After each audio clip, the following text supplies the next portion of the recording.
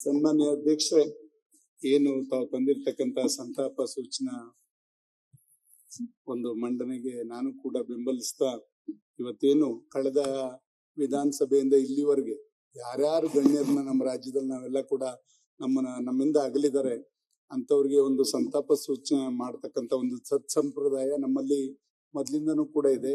ಆ ನಿಟ್ಟಿನಲ್ಲಿ ಈ ಬಾರಿ ಅಂತೂ ಸುಮಾರು ಜನನ ನಾವು ಕಳ್ಕೊಂಡಂತೆ ಕಾಣಿಸ್ತದೆ. ಈ ಒಂದು ಅಧಿವೇಶನದಲ್ಲಿ ನೋಡಿದಾಗ ಡಿ ಸುಧಾಕರ್ ಅವರು ನನ್ನ ಪಕ್ಕದ ಕ್ಷೇತ್ರದ ಅಡ್ಜಸೆಂಟ್ ಕ್ಷೇತ್ರದವರು, ಉಳಿಯಾರ್ ಬಿಟ್ರೆ ಅವ್ರ ಕ್ಷೇತ್ರನೇ.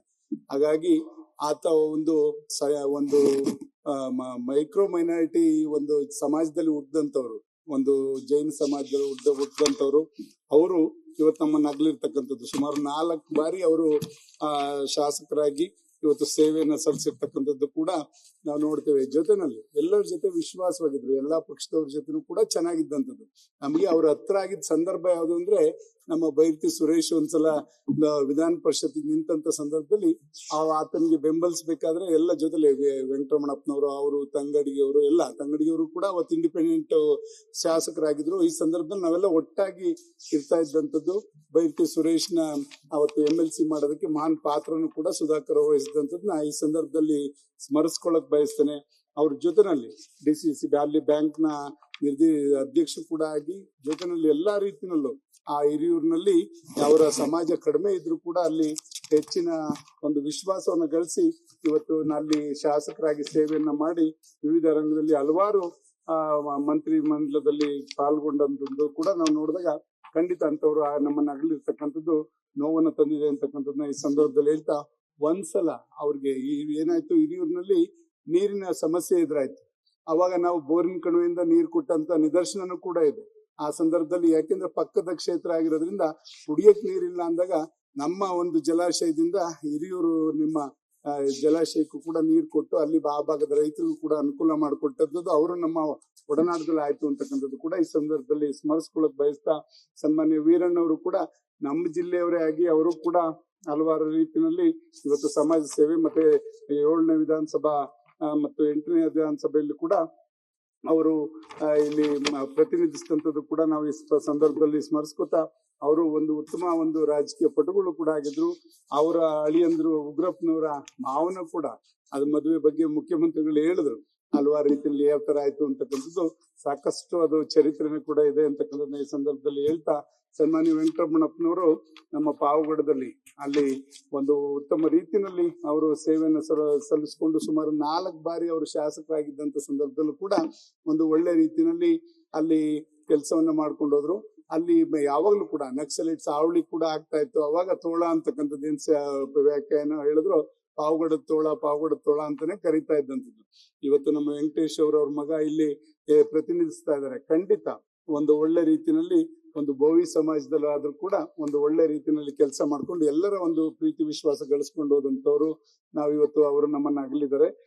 ಸನ್ಮಾನ್ಯ ರಾಮಚಂದ್ರೇಗೌಡರು ಕೂಡ ಸುಮಾರು 5 ಬಾರಿ MLC ವಿಧಾನ ಪರಿಷತ್ನ ಸದಸ್ಯರಾಗಿ ಹಲವಾರು ರೀತಿಯಲ್ಲಿ ಬಿಜೆಪಿನಲ್ಲಿ ಅವರೊಂದು ಹಿರಿಯ ಮುತ್ಸದಿಯಾಗಿ ಕೆಲಸ ಮಾಡಿದಂತವ್ರು, ವಿರೋಧ ಪಕ್ಷದ ನಾಯಕರು ಹೇಳಿದ ರೀತಿಯಲ್ಲಿ ಎಲ್ಲದಕ್ಕೂ ಕೂಡ ಬೆಂಗಳೂರಿನಲ್ಲಿ ಅವರ ಒಂದು ಮಾರ್ಗದರ್ಶನದಲ್ಲೇ ಹೋಗ್ತಾ ಇದ್ದಂಥದ್ದು ಭಾಜಪ ಪಕ್ಷ ಅಂತಕ್ಕಂಥದ್ದು ಕೂಡ ಈ ಸಂದರ್ಭದಲ್ಲಿ ಸ್ಮರಿಸ್ಕೊಳ್ಳೋದು ಕೂಡ ಈ ಸಂದರ್ಭದಲ್ಲಿ ಹೇಳ್ತಾ, ಸನ್ಮಾನ್ಯ ಶ್ರೀನಿವಾಸಯ್ಯನವರು 2 ಬಾರಿ ವಿಧಾನಸಭಾ ಸದಸ್ಯರಾಗಿ ಹಲವಾರು ರೀತಿಯಲ್ಲಿ ಕೆಲಸವನ್ನು ವಕೀಲರು ವೃತ್ತಿಯಲ್ಲಿ ಕೆಲಸ ಮಾಡ್ಕೊಂಡು ಬಂದಂತವ್ರನ್ನ ನಾವಿವತ್ತು ಅಗಲಿದ್ದೇವೆ. ಅವ್ರಿಗೂ ಕೂಡ ಚಿರ ಶಾಂತಿಯನ್ನ ಬಯಸ್ತಾ, ಪುಟ್ಟರಂಗನಾಥ್ ಅವ್ರಿಗೂ ಇವತ್ತು ಅವರು 3 ಬಾರಿ ಶಾಸಕರಾಗಿ ಬೇಲೂರು ಕ್ಷೇತ್ರದಿಂದ ಅವರು ಪ್ರತಿನಿಧಿಸಿದಂತದನ್ನ ನಾವು ನೋಡ್ತೀವಿ. ಅವರು ವೃತ್ತಿಯಲ್ಲಿ ಸಾಮಾಜಿಕ ಸೇವೆ ಮತ್ತು ರಾಜಕೀಯ ಸಂಸ್ಥೆಗಳಲ್ಲಿ ಹಲವಾರು ರೀತಿಯಲ್ಲಿ ಸೇವೆಯನ್ನು ಸಲ್ಲಿಸಿದಂತವ್ರನ್ನ ಇವತ್ತು ನಾವೆಲ್ಲರೂ ಕೂಡ ನಮ್ಮನ್ನ ಅವ್ರು ಅಗಲಿದ್ದಾರೆ.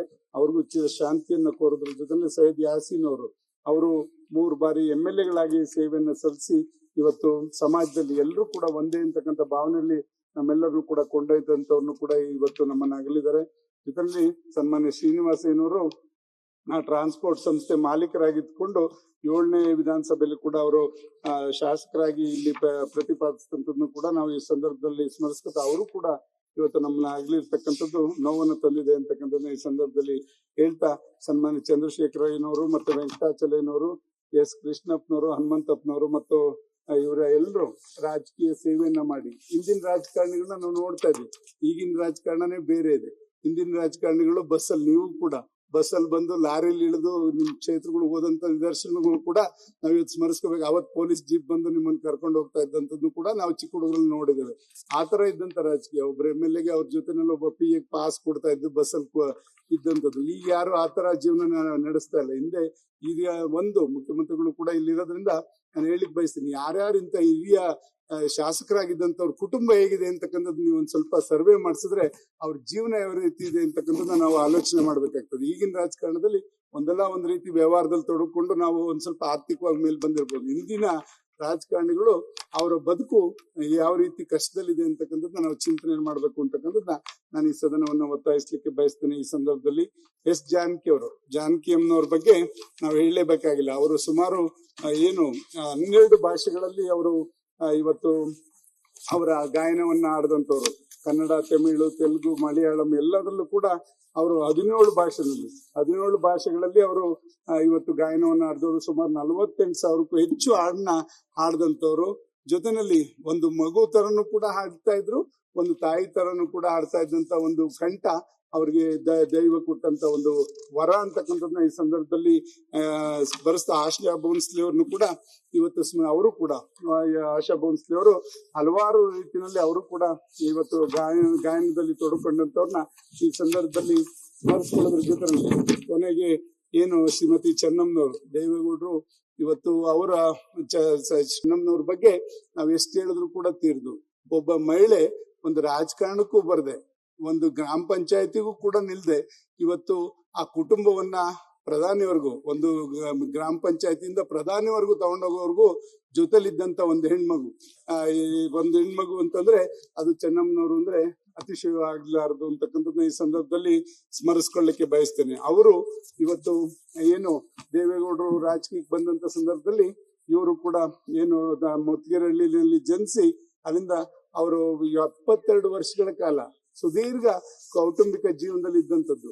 ಒಂದು ಅವರು ಆದರ್ಶ ಮಹಿಳೆಯಾಗಿ ಇವತ್ತು ಜೀವಿಸಿದಂಥವ್ರು ಶ್ರೀಮತಿ ಚೆನ್ನಮ್ಮನವರು. ಇಲ್ಲಿ ಇರ್ತಕ್ಕಂಥ ಎಲ್ಲರೂ ಹಲವಾರು ಜನ ಅವ್ರ ಕೈಲಿ ಏನಾದ್ರೂ ಒಂದು ಪ್ರಸಾದ ರೀತಿನಲ್ಲೋ ಅನ್ನದ ರೀತಿನಲ್ಲಿ ನಾವು ಪಡೆದಿದ್ದೇವೆ. ಯಾಕೆಂದ್ರೆ ಒಂದಲ್ಲ ಒಂದು ರೀತಿನಲ್ಲಿ ನಾವು ಹೊಂದಾಣಿಕೆ ರಾಜಕಾರಣ ಆಗಿದೆ. ಕಾಂಗ್ರೆಸ್ ಜೊತೆನೂ ಆಗಿದೆ, BJP ಜೊತೆನೂ ಆಗಿದೆ, ನಮ್ ಜನತಾ ದಳದವ್ರಿಗಂತೂ ಎಲ್ಲರಿಗೂ ಕೂಡ ಗೊತ್ತಿದೆ. ಎಲ್ಲರೂ ಕೂಡ ಅವ್ರ ಕೈಲಿ ಏನಾರು ಒಂದು ತನ್ನನ್ನು ಕೂಡ ತಿಂದಿದ್ದೇವೆ ಅಂತಕ್ಕಂಥದ್ದನ್ನ ಎಲ್ಲರೂ ಕೂಡ ಸ್ಮರಿಸ್ಕೊತಾರೆ. ಅವ್ರ ಬಗ್ಗೆ ಅದನ್ನೇ ಹೇಳಿದೆ. ಅದಕ್ಕೇನೆ ಕಾಂಗ್ರೆಸ್ನವರು ಕೂಡ ಹೊಂದಾಣಿಕೆ ಆದಾಗ ಅವರು ಕೂಡ ಮನೆಗೆ ಹೋದಾಗ ಏನಾದ್ರು ನೀವು ಒಂದೇ ಒಂದು ಯೋಚನೆ ಮಾಡ್ಬೇಕು. ಯಾರು ಕೂಡ ಇವತ್ತು ಕುಮಾರಸ್ವಾಮಿನೋ ದೇವೇಗೌಡರನ್ನ ಬೈದವರು ನಾಳೆ ಹೋಗಿ ಅವ್ರ ಮನೆಗೆ ಹೋದ್ರೆ ಬಾ ಯಾವಾಗ ಬಂದೆ, ಬಾ ತಿಂಡಿ ತಿನ್ನು ಅಂತ ಕೇಳಿದಂತ ನಿದರ್ಶನ ಚೆನ್ನಮ್ಮನವ್ರದ್ದು. ಆ ದೊಡ್ಡ ಗುಣ ಮಹಿಳೆಯರು. ಇಲ್ಲಾಂದ್ರೆ ಎಲ್ಲೋ ಒಂದ್ ಕಡೆ ಅಸೂಯೆ ಹೊಟ್ಟೆ ಕಿಚ್ಚು ಬರ್ತಾ ಇರುತ್ತೆ. ಯಾರಿಗಾರು ನನ್ ಗಂಡಂಗೆ ಹಿಂಗಂದ, ನನ್ ಮಗಂಗೆ ಹಿಂಗಂದ ಅಂತ. ಆತರ ಭಾವನೆ ಯಾವತ್ತೂ ಕೂಡ ಅವ್ರು ಉಳಿಸ್ಕೊಳ್ಳಲ್ಲ. ಅವರು ದಿನದಲ್ಲಿ 2 ಕೆಲಸ, ಬೆಳಗ್ಗೆ ಇದ್ರೆ ಪೂಜೆ ಮಾಡೋದು, 5-6 ಗಂಟೆ ಪೂಜೆ ಮಾಡ್ತಕ್ಕಂಥದ್ದು, ಅಡಿಗೆ ಮನೆಯಲ್ಲಿ. ಇವೆರಡರಲ್ಲೇ ಇಷ್ಟೊಂದು ಜನ ಸಂಪಾದಿಸಿದಂತ ಮಹಿಳೆ ಅಂದ್ರೆ ಅದು ಚೆನ್ನಮ್ಮನವರು ಅಂತ ನಾವು ಹೆಮ್ಮೆಯಿಂದ ಹೇಳ್ಕೋಬಹುದು. ಅವರ ಒಂದು ದೇವೇಗೌಡರಿಗೆ ಕಷ್ಟ ಕಾಲದಲ್ಲಿ, ರಾಜಕಾರಣ ಅಂದ್ರೆ ಎಲ್ಲರೂ ಕೂಡ ಅನುಭವಿಸಿರ್ತೇವೆ ಕಷ್ಟ ಕಾಲ. ಒಡವೆ ಇಡ್ತಕ್ಕಂಥದ್ದು, ಆಸ್ತಿಗಳನ್ನಿಟ್ಟು ರಾಜಕೀಯ ಮಾಡ್ತಕ್ಕಂಥದ್ದು, ಇದೆಲ್ಲ ಅವರ ಒಡವೆಗಳನ್ನು ಕೂಡ ಅಡ ಇಟ್ಟು ಇವತ್ತು ದೇವೇಗೌಡರಿಗೆ ಬೆಂಬಲವಾಗಿ ನಿಂತಂತ ಮಹಿಳೆ. ಈ ತರ ಪರಿಸ್ಥಿತಿಗಳು ಬರಬಾರ್ದು ಅಂತಕ್ಕಂಥದ್ನ ಯೋಚನೆ ಮಾಡಿ ಅವರೆಲ್ಲಾ ರೀತಿಯಲ್ಲೂ ಕಷ್ಟ ಕಾಲದಲ್ಲಿ ಆಗ್ಬೋದು. ಅವರು ಗ್ರಾಮ ಪಂಚಾಯತಿಯಿಂದ ಪ್ರಧಾನಿ ಆದ್ರೂ ಕೂಡ ಅಷ್ಟೇ ಸರಳತೆಯಿಂದ ಇದ್ದಂತ ಒಂದು ಮಹಿಳೆ. ಅವರ ಜೊತೆನಲ್ಲಿ ಒಂದ್ಸಲ ಅವ್ರಿಗೆ ದಾಯಾದಿಗಳ ಕಲ ಇದ್ದೇ ಇರ್ತದೆ ಯಾವ ಕುಟುಂಬದಲ್ಲಾದ್ರೂ. ಒಂದ್ಸತಿ ರೇವಣ್ಣಂಗೆ ಆಸಿಡ್ ಹಾಕ್ಬೇಕು ಅಂತ ಹೋದಂತ ಅವರ ತಮ್ಮನ ಮಕ್ಕಳು ಆಕಸ್ಮಿಕವಾಗಿ ಇವ್ರ ದೇವಸ್ಥಾನಕ್ಕೆ ಅಲ್ಲಿ ಹೋದಾಗ ಶಿವರಾತ್ರಿನಲ್ಲಿ ಇವ್ರ ಮೇಲೆ ಅದು ಆಸಿಡ್ ದಾಳಿ ಆಗ್ತದೆ, ಇವರು ಮತ್ತೆ ರೇವಣ್ಣವರ ಧರ್ಮಪತ್ನಿಯವ್ರ ಮೇಲೆ.